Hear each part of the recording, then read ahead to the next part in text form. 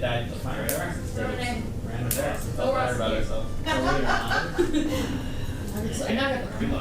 Yeah, we just do this thing. We're live, pal.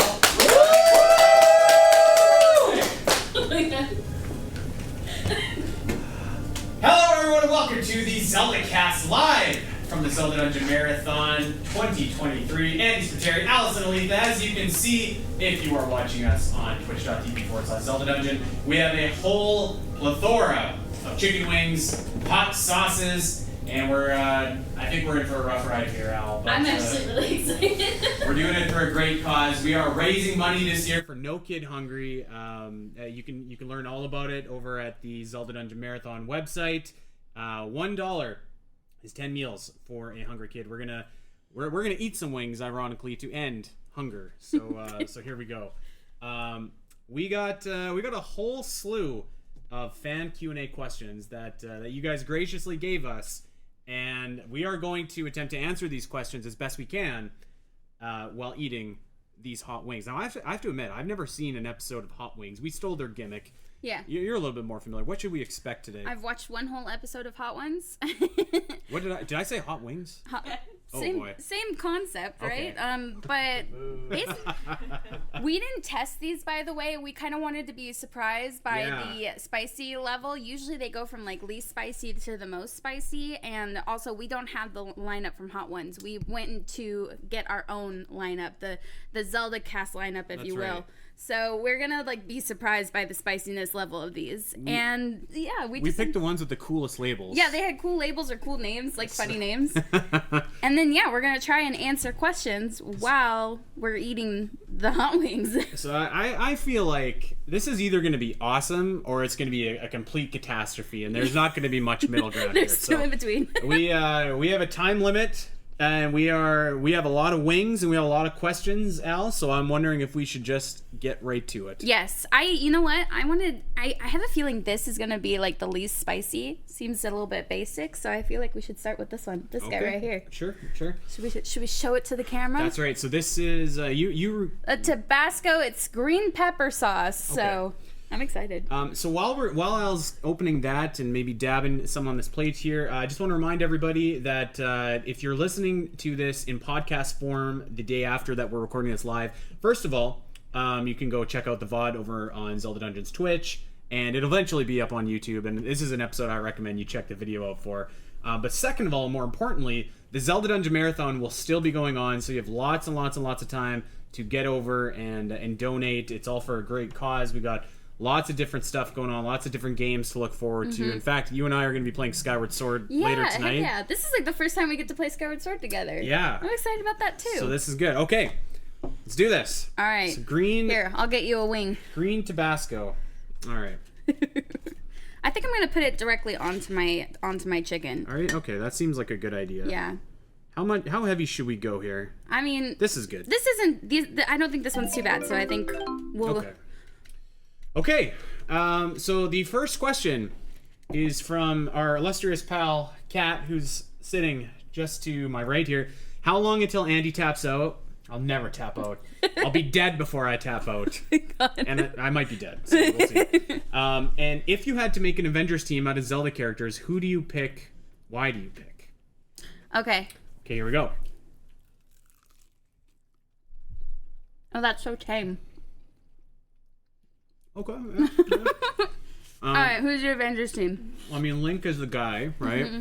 Gotta be Link. He's gonna be like the Hawkman, Hawkeye. Okay. Iron Guy is gonna be he's gonna be Minoru in her sweet suit. Mm-hmm. So that's two. Who else do we got? Who's like Captain Hyrule? Captain Hyrule. Who's like the golden boy? I don't know. That could just be Link. That could be Link again. That'll be Toon Link. The Hulk, he can be Daruk. Daruk, or I was thinking Darunia too would be a good one. And Thor can be I don't know. Riju. Sure. She's got some lightning powers. You know, I just had a thought though. Sheik could be our Black Widow. Okay. Yep. Yeah. There it is. That's our Avengers roster right there. Okay. This is a great question from Benedict Bumberbatch. Wow, And, what a name. Yeah, a great name. Do you guys have an early idea of where Tears of the Kingdom sits among your top Zelda games? If not, do you have an idea, or if you prefer Breath of the Wild or not? So, Al, What's the we're question? kind of talking about this. Very early impressions of where Tears of the Kingdom might sit on your top Zelda games. Oh, yeah. So, I think I need to sit with the game a little bit longer because it just came out and there's some recency bias there. So, I know that Breath of the Wild is no longer like in my top 3, but I don't think that Tears necessarily replaced it. No. I would say it's still in my top 5 for now. Yeah, you know what? I think that Tears and Breath of the Wild almost take away from each other a little bit. Where both of them are incredible, but you know, each one makes the other one a little bit less, if that makes sense to me. So I need some time to sit with Tears, and I think that the DLC will be kind of an indication of where we're going to go with that too. But I'm really curious to see, because we usually do the best Zelda ever list every year. So I'm really curious to see how overall the list changes. yeah, okay. So the next we've got I'm gonna shake that first. the original Hooters hot sauce. So we're gonna give this a go. I would say that the Tabasco was not bad at all. In fact, I actually kind of liked it. It was kind of good actually, and Yeah. you were saying that you didn't like green. I usually don't like green sauce. I insisted on green. You did, yeah. Hooters, okay. Hooters hot sauce. Hooters hot sauce. This is a great question from Majora Master. And by the way, if it wasn't clear, there's going to be some Tears of the Kingdom spoilers in this episode. So, you know, just FYI. This is from Majora Master. Which of the sages has been your favorite so far, both character and ability-wise? That's a good question. That's a good question. Okay. All right.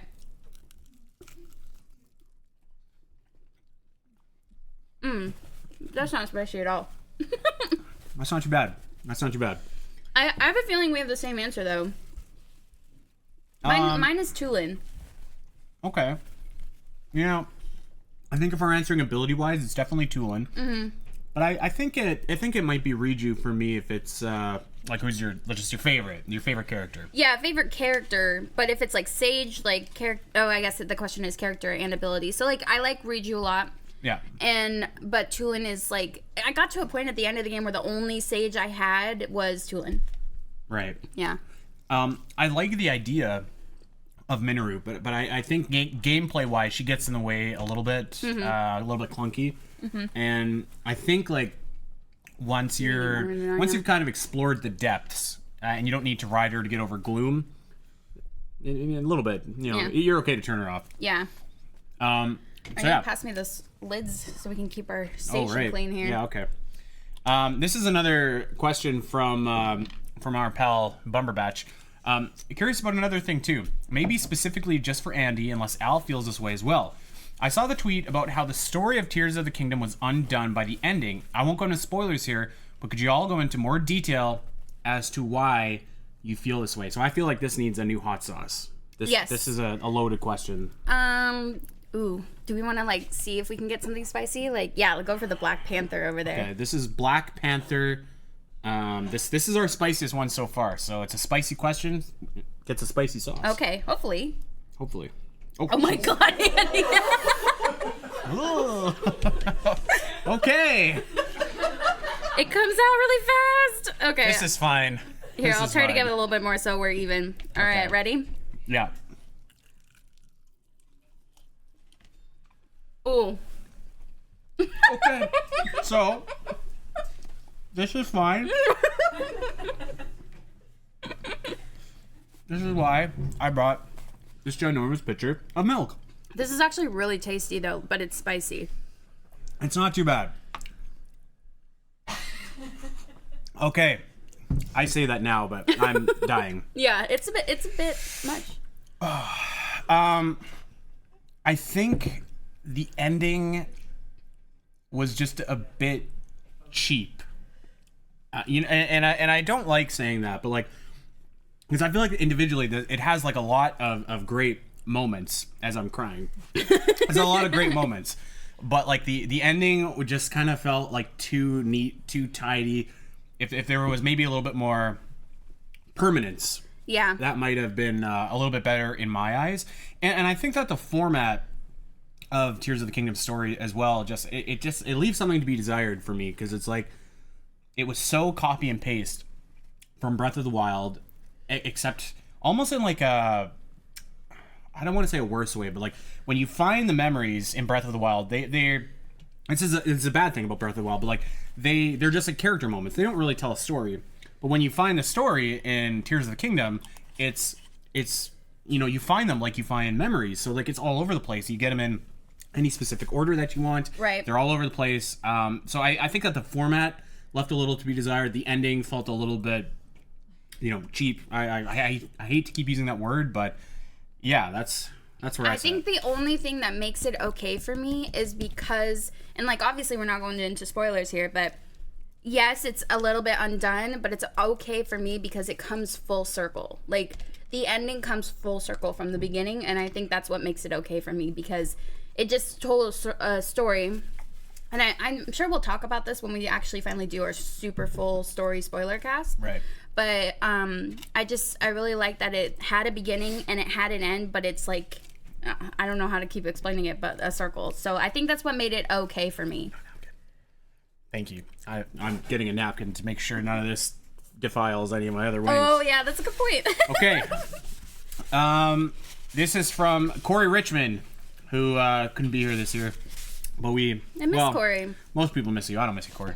Oh my God. He asks, what is each of your favorite brand new enemies added to Tears of the Kingdom? So I'm going to assume Corey means brand new, like for Breath of the Wild, Tears of the Kingdom. Yeah. I would say,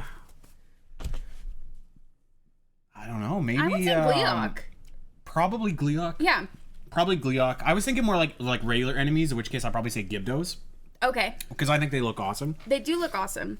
But definitely Gleeok. Gleeok is sweet, and I kind of dig the big constructs as well, like the construct 3s. Oh, the flux construct. Yeah. I really like the Gleeoks. I thought they were fun. Like a new thing to fight and like new tricks to fight versus like you got used to your Lionels, to your Taluses. Right. Foxes were okay. I just thought they were kind of a mix of a Talus and Hinox. But I really like Gleeoks. And then, I mean, if you want to go like big, I really like having Ganondorf in the game. He was really fun to fight. Really fun enemy. I don't know if I'd say he's like an enemy. And I mean, he's an enemy, but not, Wait, you want to do another one of these right after that one? Maybe we should go back to the something tamer. I think Adriel said Tiger Sauce is a little more mild. Let the record show that Allison suggested that for her own benefit. Yeah, not your benefit. That's right. This is from Cheritu, who I believe is down in this basement. Maybe he's not anymore. What is the cheesiest way you've completed a shrine? I don't think I've really cheesed anything yet, because I wanted to do the dungeons and the shrines without cheesing my first playthrough, and I haven't done a second playthrough yet. Because, like, when it came to Breath of the Wild, the replayability, I would cheese a lot of stuff because I'm like, okay, I want to just get through this quickly so that I can get to my main task. Right. But when it came to playing Tears the first time, I didn't want to cheese it yet. So I don't think I did anything too cheesy. I feel kind of bad for saying something similar, but, like, if I cheese it, I didn't realize that I did. Mm-hmm.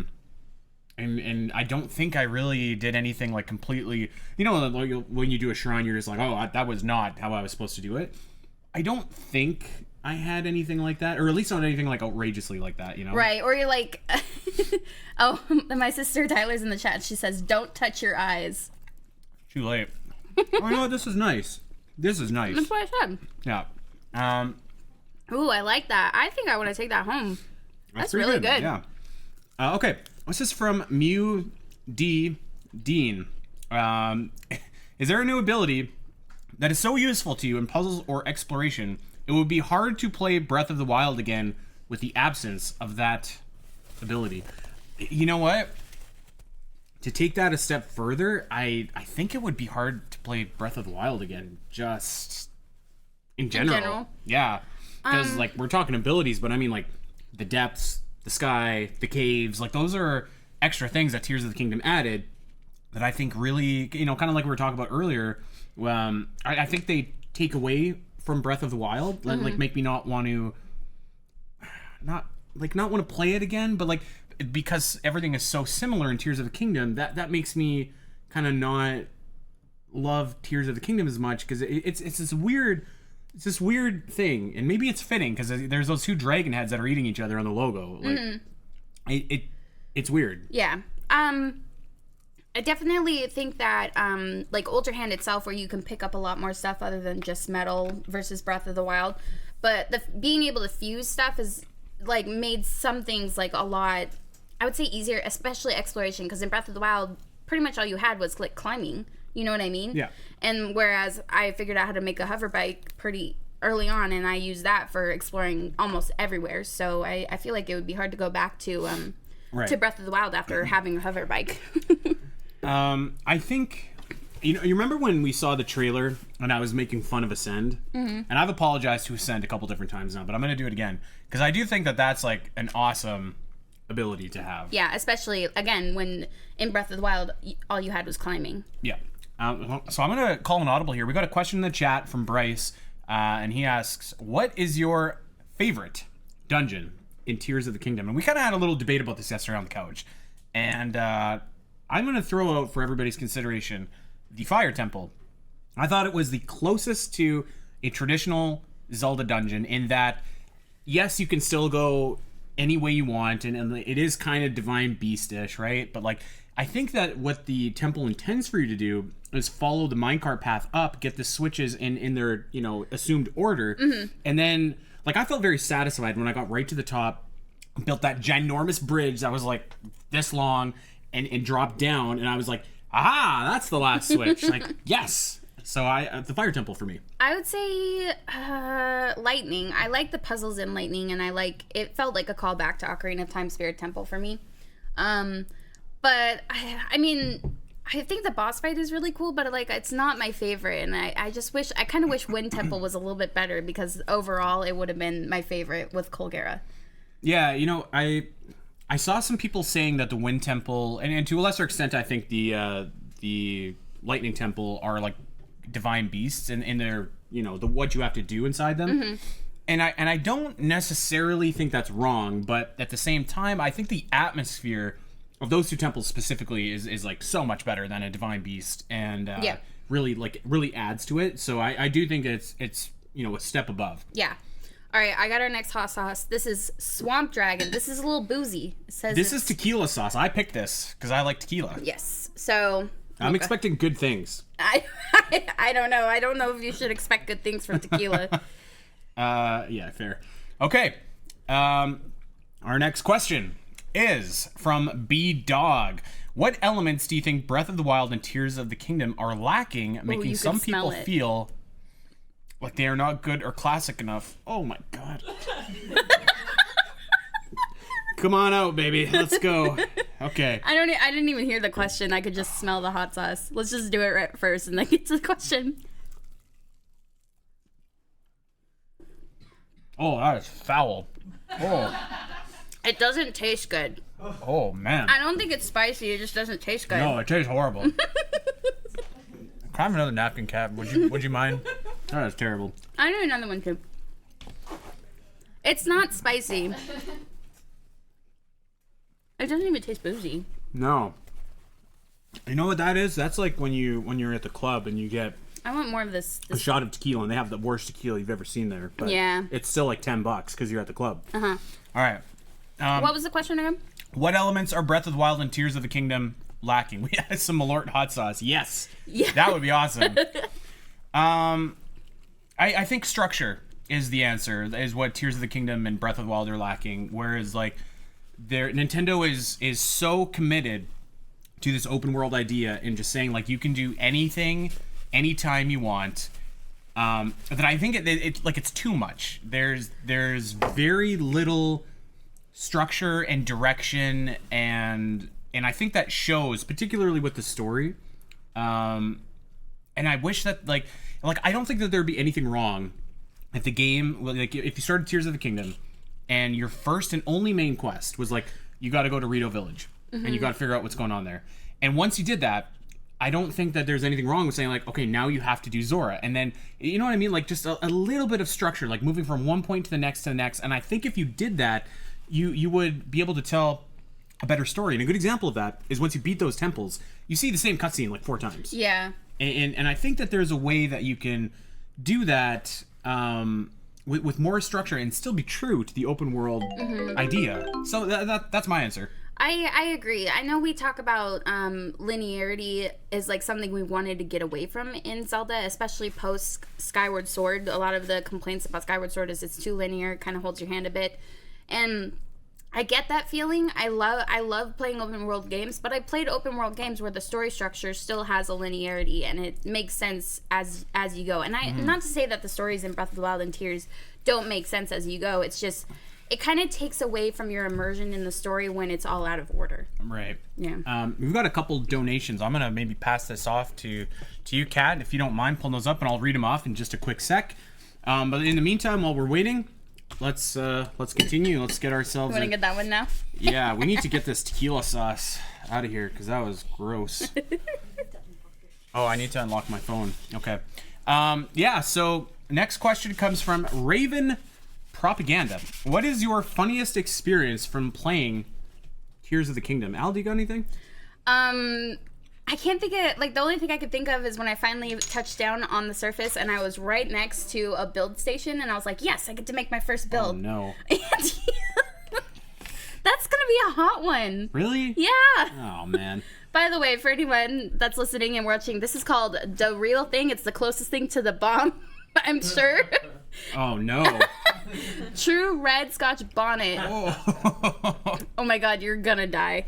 Anyways, I built my first car and I was so excited, and so I hopped on my car and I didn't have a control stick, so I was riding my car and I was like, yes, I did my first build. I hit a deer with my first car. So that would be the funniest thing I ever did. Not ever, but like that I remember. So I had hold on. Wait. Just together. Yeah. No, it's not too bad. It's not too bad. I was worried about it. What do we got here? Bonnet peppers. Yeah, but that's not too bad. That one's sweet. Yeah. I feel like I've been gypped. A little bit, yeah. I've been gypped. I was waiting for it to be hot. So I got the diving gear in Tears of the Kingdom, like the gliding suit or whatever. Mm-hmm. And I was going through one of those holes that takes you to the depths. Mm-hmm. And I had the suit on, and I was like, "Yeah, I feel so cool." I'm diving. I'm like holding down, like, you know, the Skyward Sword dive, where you're just like going straight down. And I was like, "This is so cool." And the depths was dark, and this is early on, and I didn't realize how close to the ground I was because I was like, boom, and smashed and killed myself. Yeah, and killed myself. So it was funny in that it was like it could have been avoided, definitely. Yeah. I feel disappointed by this one because I thought the naming would mean it was close to Da Bomb, and I thought we were gonna die. But maybe there's another one that's the real thing, and this one is a yellow Scotch bonnet. So I don't know. Maybe this isn't as exciting as I thought. But we got a couple more hot sauces up here, so we'll see. We'll have to recycle as well. Yeah. Yeah. Okay.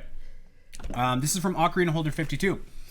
What is your favorite Tears of the Kingdom merch that has been released so far? For example, Pro Controller, Collector's Edition, Amiibo, etc., etc. I don't know. I'll be honest with you. I haven't been overly impressed with all the other stuff that was released with Tears of the Kingdom. Mm-hmm. But maybe, you know what? Maybe I'll say the new Zelda amiibo looks pretty slick. Of her in like the ancient gear. Yeah, that looks pretty cool. So maybe that, but yeah, I don't know. I kind of want like a puzzle or like a comic or something. Yeah, I really I was excited to get the guidebook, but it was all right. Like, it was a guidebook. And then when the collector's edition was coming out, that's our next one. You want to know something? That this one, I don't know about you, but it's creeping. Like, it's coming up later. A little. Yeah, a little. So I was excited about the guidebook, got it, and I thought it was okay. And then the collector's edition that came out, I was kind of feeling like I wanted to get that because of like FOMO, but not really because I wanted it. Right. So I didn't wind up getting it. But I think if I had to choose something that I'll get in the future is the Zelda OLED Switch. Why'd you do that? Do what? Douse my wing in hot sauce. Oh, that's not doused. Just a little. Yeah, okay, so this is from Quigs, and this is a great question that we're probably going to elaborate on in an entire episode pretty soon. Yeah. What is your predictions for the Tears of the Kingdom DLC? So first of all, bon appetit. Okay.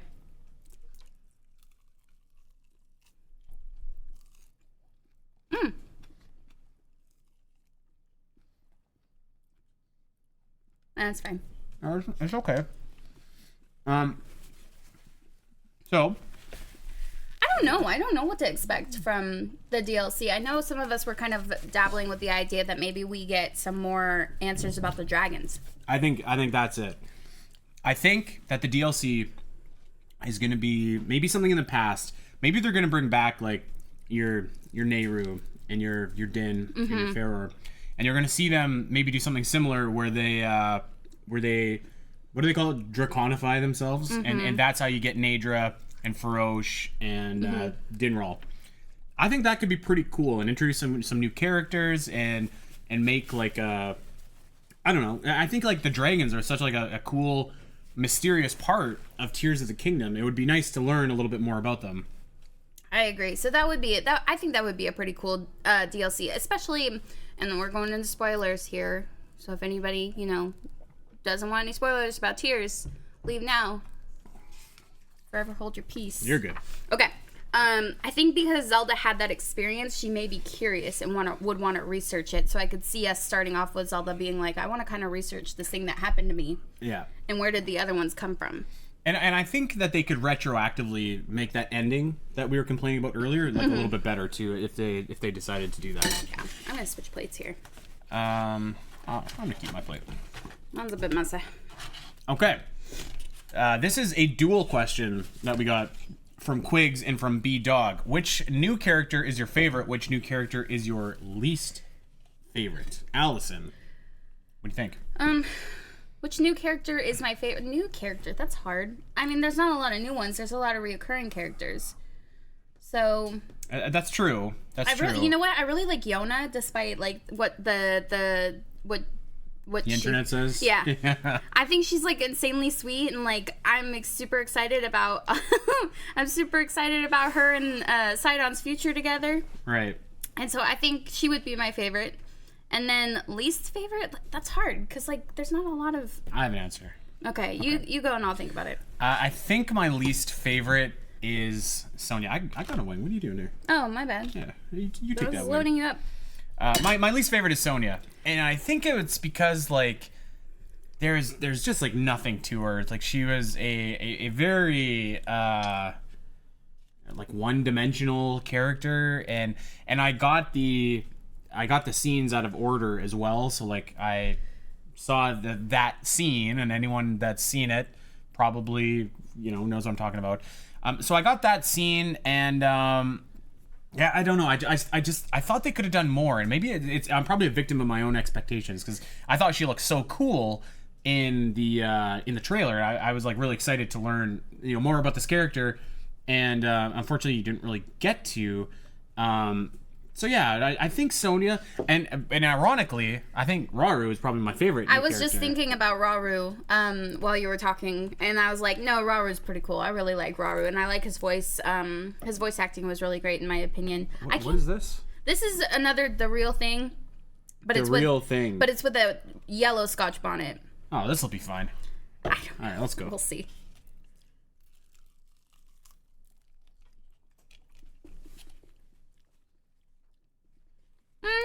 It's got a little more bite than the red one, I think.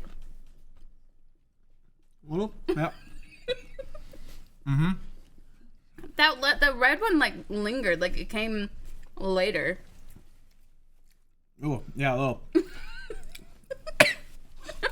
I'm okay. Let's continue, shall we?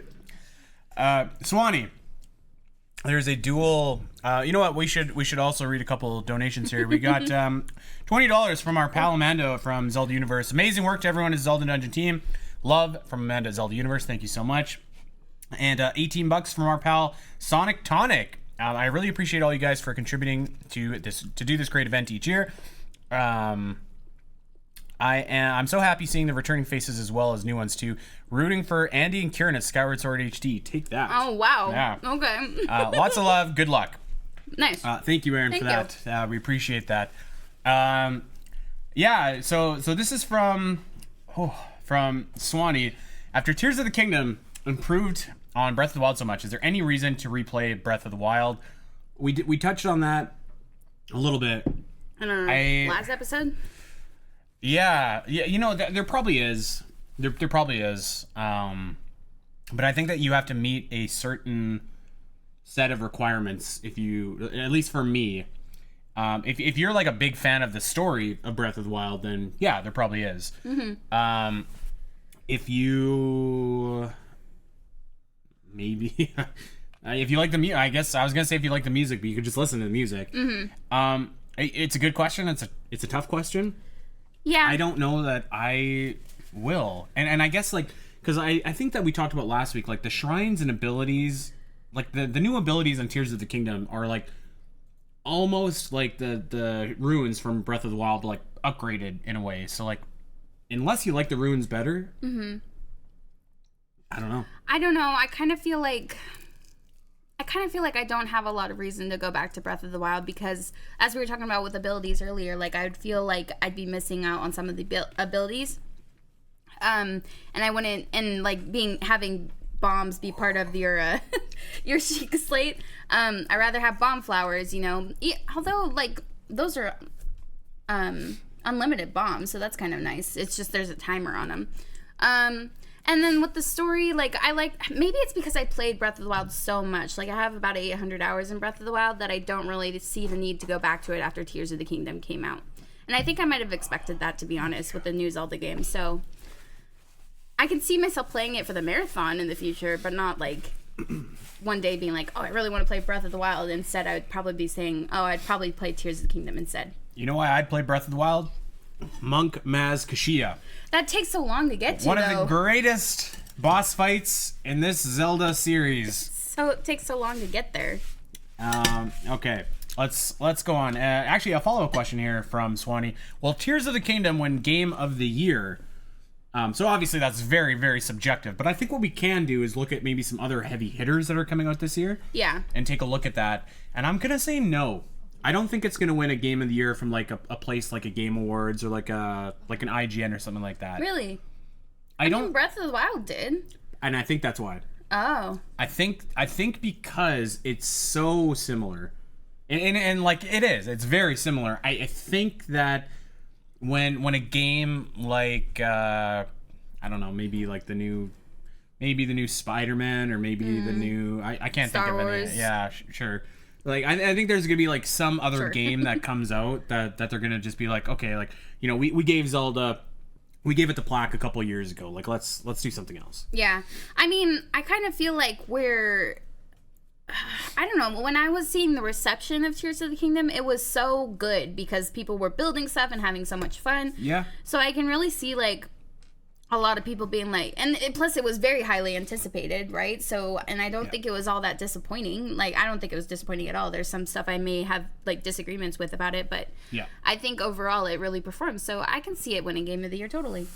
I mean, like, I'm not saying that it has no chance. It's probably, there's a difference between like, is it the best game released this year, and like, is it going to win Game of the Year? Because I think oftentimes like that those two are not the same, right? Okay. Like, kind of like the Oscars. Like, does the best movie always win, or does like the, you know, does the one that kind of seems popular win? I don't know, but I think that Breath of the Wild winning it a couple years ago maybe works against it a little bit, but I could be wrong. Who knows?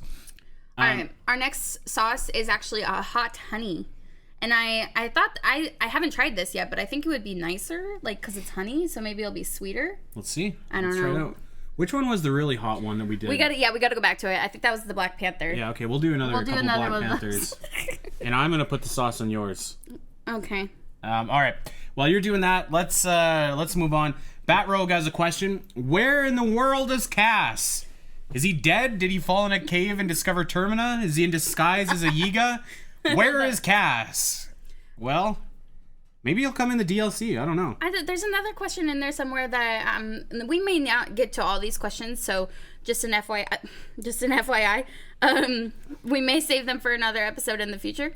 But there was another question where it was like, how devastated were you that Cass wasn't in this game? Yeah. I wouldn't say devastated, but I was sad. I was very sad. Like, I I wasn't devastated at all, if I'm being honest. I just want to know why is he gone, but his children are still in Rito Village? Yeah, I think Penn is sticky. much cooler than Cass. Well, I mean I like is. Penn, but I think Cass is cooler. Penn's a cool guy. All right, let's do this.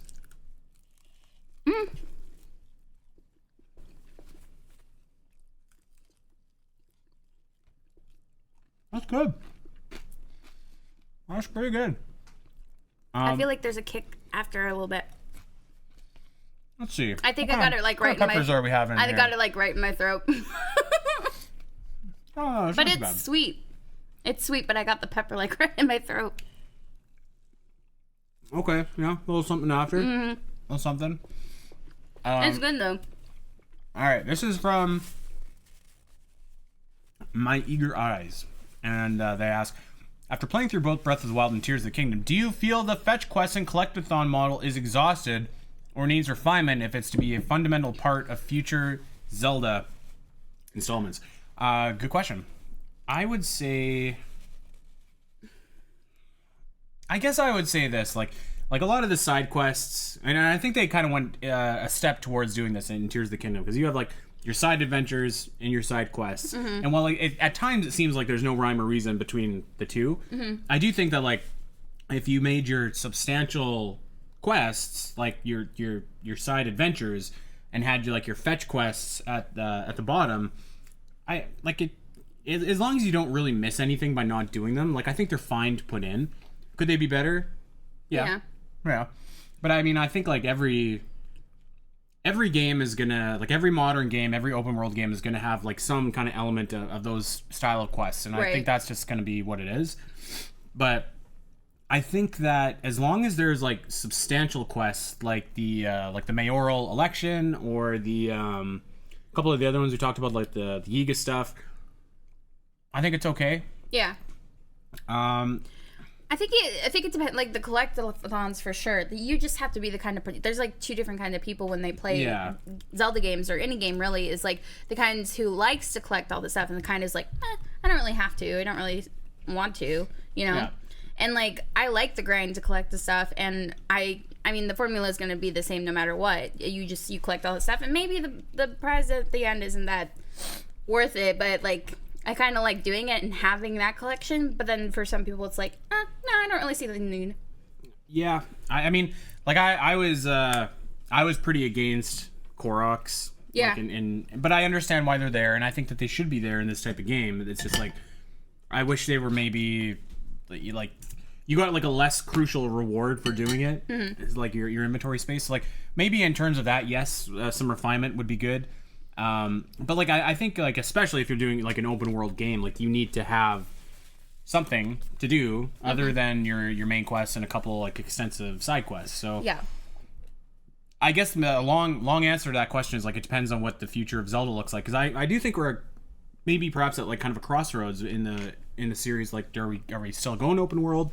You know, is releasing a new game every 6 years worth it for that? I don't know. I'm pretty sure open world is here to stay. It's just like the format of it. Like, what do they do with it?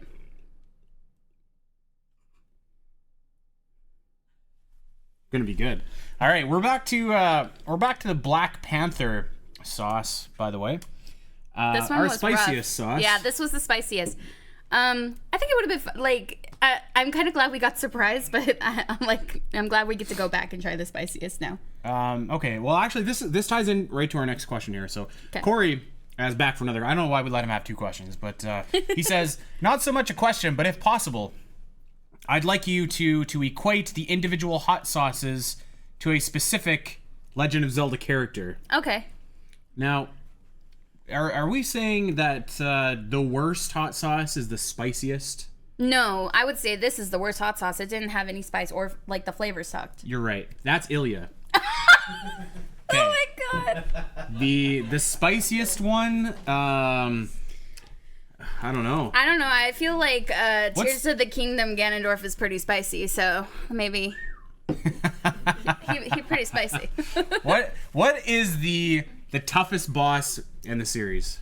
What do we think? Toughest boss? That's hard. There's a lot of bosses in this series. Okay, maybe. You know what? Here, how about this? This is a hot sauce that I don't like eating, and a boss I don't like fighting is Mulgara. So this can be like the Mulgara of the Zelda series. But I like this hot sauce, and I don't like fighting Mulgara either. Wow. I'm going you pick whoever you want. I'm going with Big Daddy Ganondorf for the Black Panther. You ready?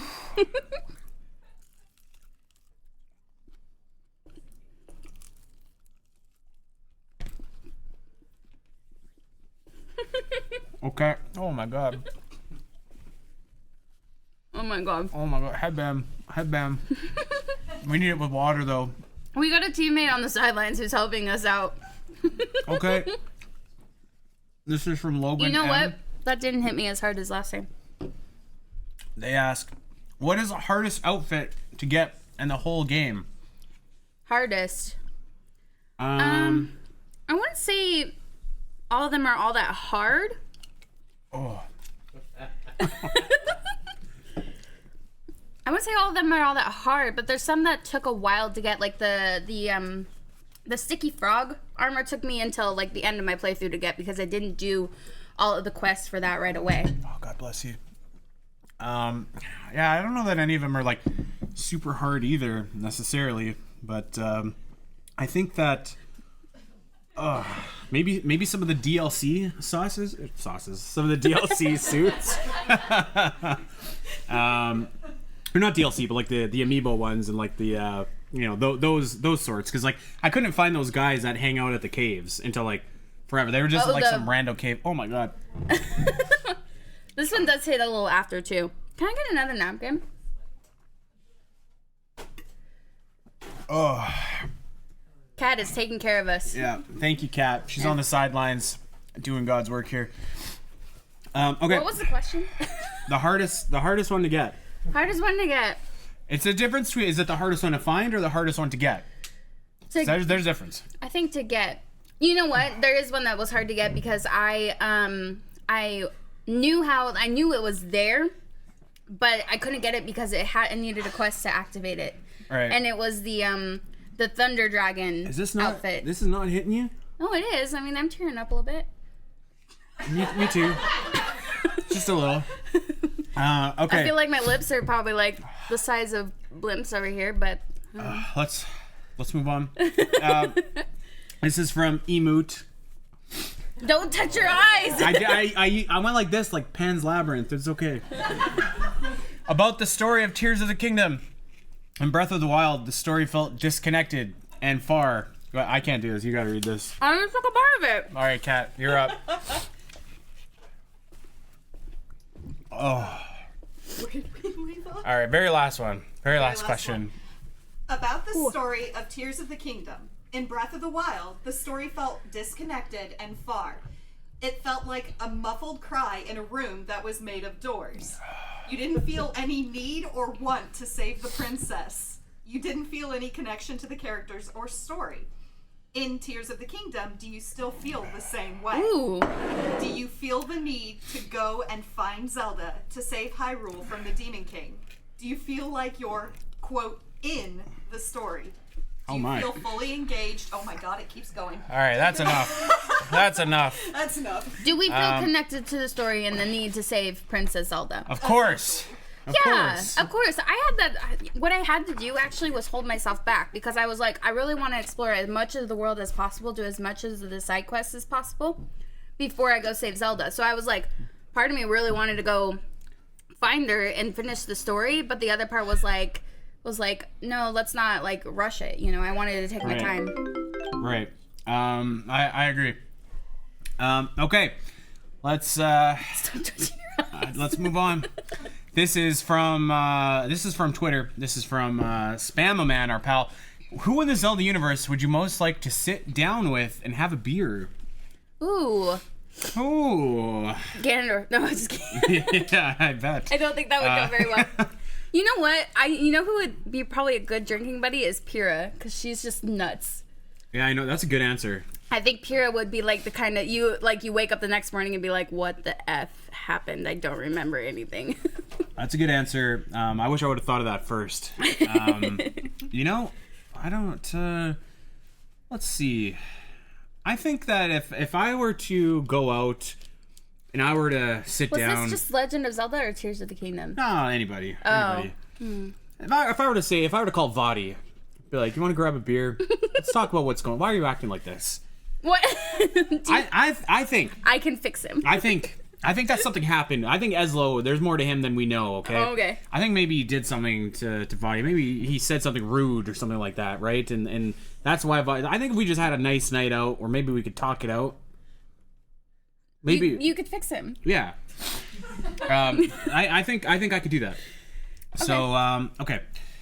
We only have 2 wings left here, Al. Let's do it. Should we do? Okay, let's have the audience choose for us. Do we do another Black Panther, or do we do a mix of like all of them? Let's do a mix of Black Panther and the tiger.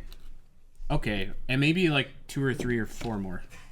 Oh my god. Second follow-up question to that. Okay, so we're just gonna die. I think this one is more so for me. If you had to choose between 100%ing Triforce Heroes or Metroid Other M, which would you choose? Gun to your head scenario. It's Metroid Other M every day. Every day. I am sorry to say, because you know what? I've softened on Triforce Heroes. Just a tad, just a touch. It's fun when you play it with friends. In a very, very specific set of circumstances, it's passable. It's okay, you know. Okay. But other M is mostly fine. Mostly fine. We're making a concoction. Oh no! Oh my god! I didn't do it though. Okay. I think this is mostly for you. Okay. This is from Mac. How does Andy make his voice so incredibly loud for the hello at the start, then keep it at normal volume for the rest of the show? You have to watch when we are streaming on Twitch every Sunday at Twitch / I don't know / the Zelda Cast, whatever it is. A long way to go, Al. Andy does this thing where he like gears up and he like shakes himself out and he does a couple coughs, a couple like mouth exercises. Yeah, exactly. And then you can like see the build. You could see him like take that breath, and I usually am ready to cover my ears. And then he does it. So I mean, you just have to come watch it. It's truly a thing of beauty, isn't it? Oh, the tiger sauce. Okay, I'm not touching that. Let's get a few more here. I'm not touching that tequila sauce. That was gross. Yeah, no. Let's get the slap your mama sauce. That one was nice. This one came after the real thing. Hey, you're messing with my concoction here. No, it's all good. Okay, so let's keep on going here. This is a good question from Quantum Dog. So horrible. This is like an inside baseball question. Oh, okay. What is your favorite type of episode to make for the Zelda Cast? Rankings, retrospectives, discussions? I like retrospectives, I think. Especially because we've done a few where it's been 20 years. Like Majora's Mask retrospective was really fun. Right. Because there's so much time between when the game came out or when you first played it and then now, does it hold up? Do you still enjoy the story? Does it have a lot of replayability? Does I don't know, just how much has it held up in the Zelda series? So I really like those. Those are my favorite to talk about. For one, I really like Q&A episodes like we're doing right now. Yeah, that's easy. Because it's you guys make the show for us. We didn't talk about this one. This one was called The Scorned Woman. It wasn't very spicy. I guess she's not that mad. I guess not. Do you want it on yours? Yeah, okay. Come on. I think Q&A episodes are really fun. Like top 10s. Oops. Top 10s are always I already put it on mine.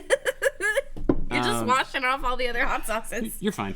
Top 10s are always really fun to do because, and in fact, a cheap plug here, but Zelda Cast is now on Patreon. We have a bonus series specifically called Top 10s where we just rank stuff, and it's a good time. It's an excuse to talk about different things. This soupy. Yeah, this is a chicken wing here. Oh my god. So yeah, I think those episodes are really fun, and I would say, I like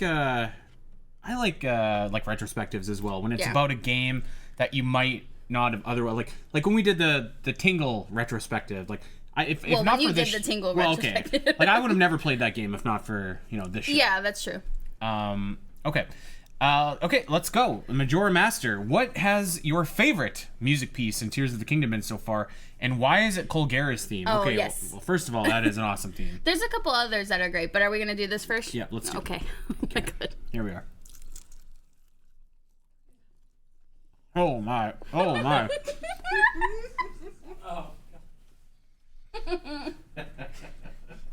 Why did we do that? Oh.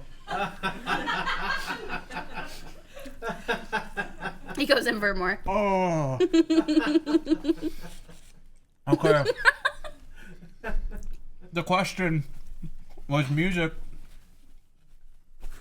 I like Hyrule Castle.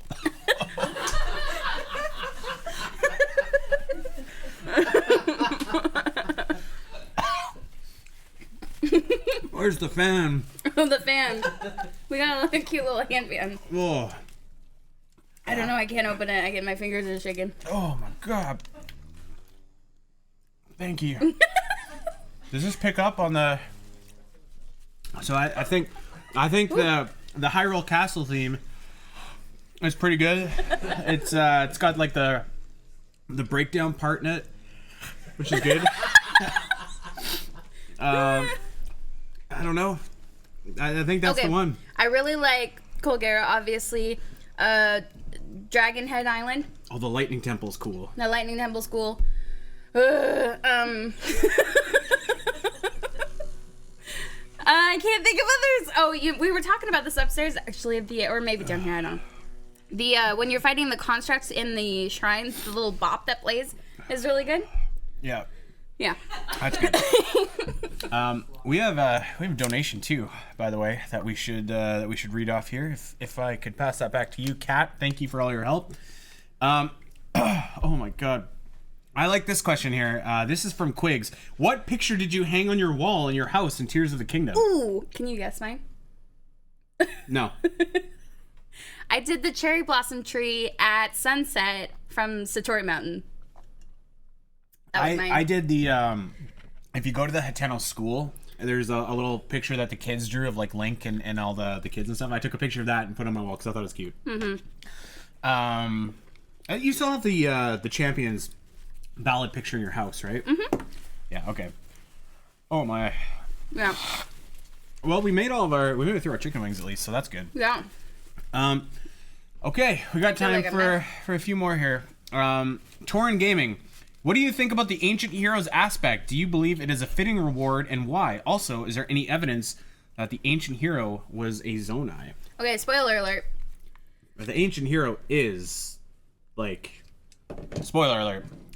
The Ancient Hero... I thought the Ancient Hero was Rauru, is it not? No, I don't think so. No, he's dead when that calamity stuff happens.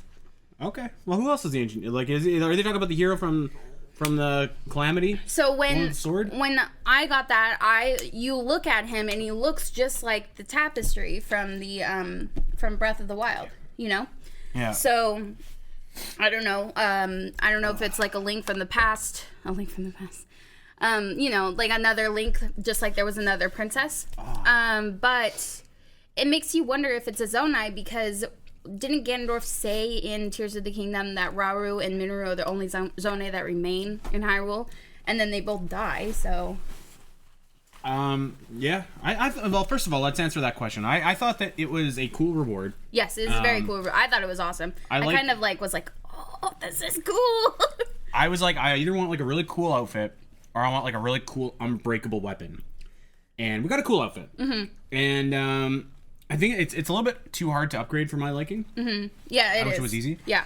But I do like that.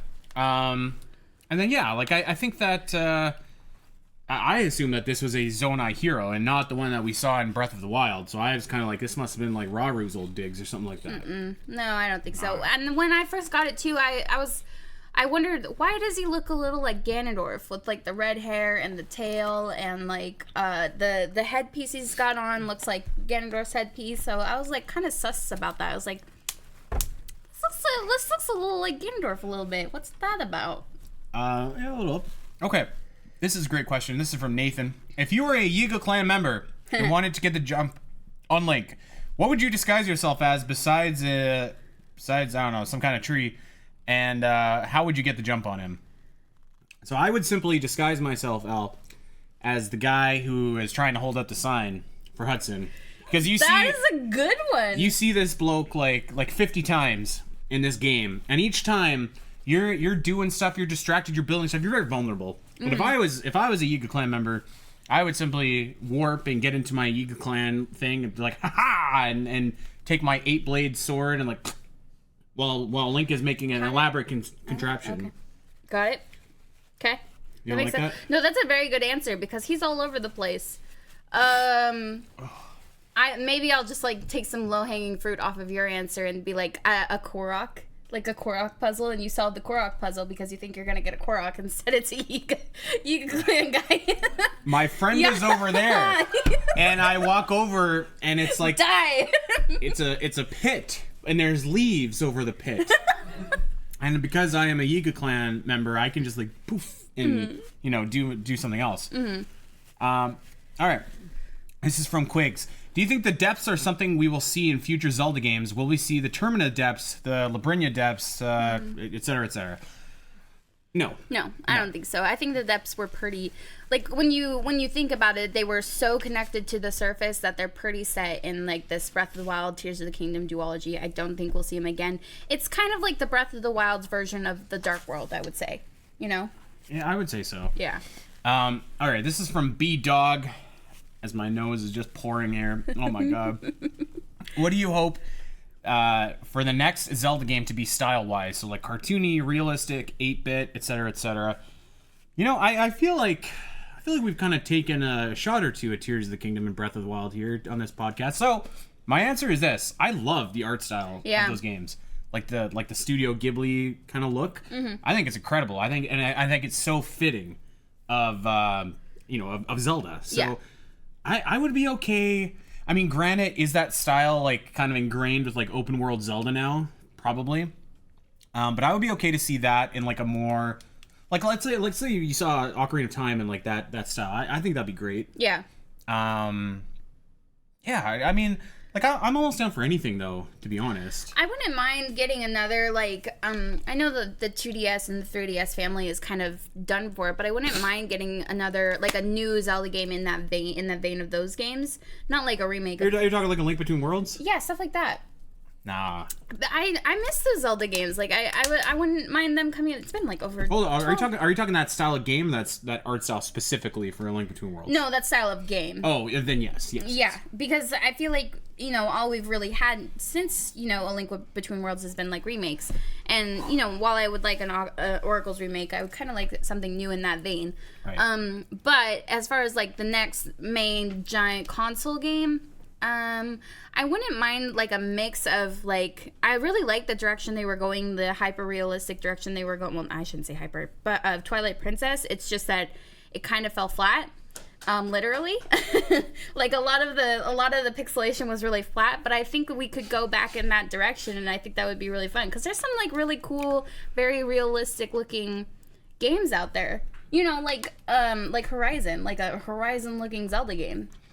I was about to make a joke, but I actually have a serious answer for that. And I think that I would say this, like, unless you're like really, really committed, like to being like just a top of the line, like you're gonna pump the money in to make those graphics look as like unless you're like Metroid Prime HD. Like I think that what serves Zelda better, in my opinion, is like style over like hyper realistic, like hardware, to the max kind of a graphical presentation. But I mean, like that being said, I think you can do anything well, right? Like I could see like something similar to Final Fantasy looking too would be kind of cool. Yeah. I like the way that they look, and I think it would be kind of cool to look at a different art style like that because usually we've seen like the cartoon stuff, and I think Breath of the Wild and Tears does a really good job with their art style, but I wouldn't mind seeing like a little bit of evolution there. Because I've been playing the Oracle games a little bit. I would say very specifically, I would love, how in the Oracle games, like the opening cutscenes have those like they're not quite anime, but they're unlike anything else. And I think that if they ever remade those games, they should do like the whole game in that art style. I think that'd be great. We've got a donation to read here. This is from Mom and Dad T. Great job, Andy. So this is my mother and father-in-law. Aww. So thank you for watching. Miss you guys. See you when I get back. If I make it back, we'll see. So cute. So yeah, they donated $20. So thank you so much. Let's keep going here. We got time for a few others here. So let's see what else we got. And like I said, we're not going to be able to get to all of them, but we'll try our best here. Okay, let's do this one. This is from B-Dog. What arm ability would you prefer to have in real life, and why? You know what? I would want fuse because like I'm short, so if I could like fuse things to other things and like be able to reach stuff, that would be kind of cool. Or like I don't know, just I think fuse would be really cool. Okay, so my answer would have been recall if you just like if it rewound time, like all of time, so I could like if I were like doing guess that Zelda tune and then got every answer wrong, which is what happened yesterday, and I could recall and be like, oh, I know that it's at Hano Village, like midday. Like three houses, rewind time. Yeah, exactly. Yeah, I would do that, but like for important stuff. So like, since it doesn't do that, let's see. I think being able to ascend through ceilings would be pretty cool. Yeah. Yeah, especially here in this house where, like, currently we're in the depths, if right? I want to go to bed, if we could just ascend straight to the sky from here, that'd be great. This is another one from B Dog. If there was ever a Hyrule Warriors version of Tears of the Kingdom, I'm thinking the founding of Hyrule, where you can play as Rauru or whoever, would you play it? Well, I mean, obviously we would have to play it. Well, yeah. Like, would you enjoy playing it? Yeah, let's reword that question a little bit. I mean, I think I would.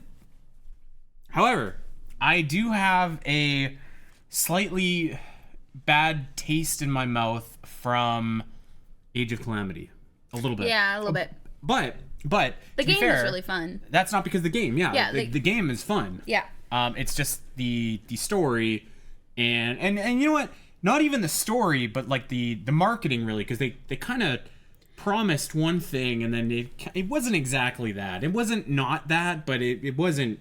No, that. well, what they said is like, do you want to see what happened 100 years ago? And it wasn't what happened 100 years ago. It was an alternate telling of what happened. Like, not even an alternate telling, an alternate reality. That's right. And so which is fine. Like, if they said something of that nature, like, hey, like here's a different telling of what happened 100 years ago, great. I think that story was actually kind of fun.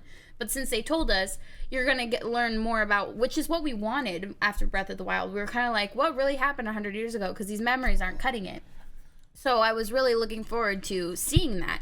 And in fact, like, you saw that, but in this alternate reality where everything is fine. Yeah. So that doesn't even answer the question. Would I play a Tears of the Kingdom Hyrule Warriors? Yes. Yeah. And I think that as long as they market it okay and tell the truth about like what happens in the game, great. Yeah.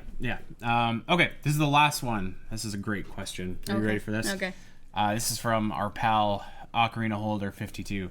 Should Link and Zelda passionately smooch at the end of the threequel to The Legend of Zelda Breath of the Wild? First of all, if they make a threequel, I don't know. Man, oh man. I don't think that's gonna work well. Let's take the spirit of this question. He's obviously being a bit facetious, but like, you know, we've kind of talked about it. We've had a couple people say like, you know, I'm invested in this relationship. Like, should they just like forget the ambiguity? Should they do it? Like, should they just be like, okay, let me rephrase that. Let's get rid of the ambiguity. Should they pull the trigger on them as a couple? God. Oh boy. Should they do it? One night in Hyrule. Listen, like, oh my God. First of all, I don't think they could. They got away with giving us a very similar game with Tears of the Kingdom. I don't think they could do it again. So threequel is not where it's at. But, you know, I wouldn't mind a game in the future where it's not ambiguous, where it's not, like, implied. Because it is pretty implied in Tears. Like, it looks like it's leading up to something in Breath of the Wild, and then Tears, you're like, Zelda's living in Link's house, you know? So, yeah. So you kind of question all things. of his swords are gone, all of his bows and shields are gone. Zelda's living in that house. She's made herself cozy. She's made herself at home. But then Link goes and builds another house, so it makes you really think about it. That's his vacation house. Okay. Yeah. So yeah, like it would be nice if it wasn't implied. I don't necessarily get into the shipping of stuff in Zelda, but like I can feel it between like I feel the connection between these two in Breath of the Wild and Tears of the Kingdom. So it'd be nice to kind of get a game in the future where it's not just a feeling. Yeah, you know what? I was okay with Skyward Sword and the way that their presentation with it. Like, I think it wasn't like overtly stated and you didn't overtly see it, but it was more than implied, right? Like, and there was moments in that game where like you were just like, oh my God, they're gonna smooch, right? And I think that like I think that that's fine. Like, I think if they wanted to do that, like, that's fine. And I think that, like, I guess, like, why not, right? Like, there's a lot of people, like, I'm not really, like, a one for shipping myself, but, like, also, like, I would say that I was invested in those two characters in Skyward Sword because I thought that they told a really good story with those, with those iterations of those characters. So, I think that, like, you got to tell the story to justify doing it. You shouldn't just do it, to do it. But yeah, like, I think that they haven't like fully went there, and I'm not sure what's stopping Nintendo from doing that. I think that they could probably do that in the future. Yeah, so, I agree. There we go. Okay. Well, we made it. We survived. We made it. We got some Pepto-Bismol. Yeah. That's going to be our next hot sauce. I think I'm good. Yeah, me too. Okay. Yeah. I'll just keep it though. Okay. So we made it through. We ate lunch. That was nice. Yeah. We got to have lunch together. That's cool. That's right. Yeah. We've been hanging out for a couple days. Are you sick of me yet, or? No. We'll see. Not yet. Okay. We haven't played Skyward Sword together yet, so I guess we'll see. And that's coming up later tonight. So there you go. There is lots of time left in the Zelda Dungeon Marathon. We've got a whole other week of activities and events and shenanigans and fun. And on our podcast side, we're going to be meeting in person with another Zelda podcast. That is coming tomorrow. We've got both David and Katie coming over, so very excited about that. We're going to do some cool stuff together. And yeah, that's going to be a lot of fun. So we are going to get out of here. You're going to see us again in a few short hours playing Skyward Sword. If you're listening on podcast form, please check out the Zelda Dungeon Marathon. We're live over on Twitch, twitch.tv/Zelda Dungeon. We're going all week. We are raising money for No Kid Hungry. We've raised, I can't even see now, but you guys have been super generous. So we're doing great, and we want to keep it going. So if you're able and you're willing, we would love if you could help us in our mission to help end hunger. Yeah. So yeah, check us out over on the Marathon website over on Zelda Dungeon. So there we go. Okay, well that's it. We're gonna get out of here. You know where to check us out over on well, first of all, Twitch/Zelda Cast. You can see us. We usually stream over there, but today we're on the big channel, so that's nice. And you can check us out over on Twitter. I'm at Spiteri316. Allison Letha. And we are at the Zelda Cast. Of course, wherever you get your podcast, like, subscribe, recommend us to that Zelda fan in your life. We will see everybody next week for a fun episode that we got. Okay, we are out of here, but we will be back in Zelda action later tonight. Thanks for watching. Hey everyone! If you enjoyed this clip and want to see more of the Zelda Cast, make sure to head over to your favorite podcast platform of choice and subscribe. There are over 200 episodes in the vault that will provide you with hundreds of hours of Zelda content for you to enjoy.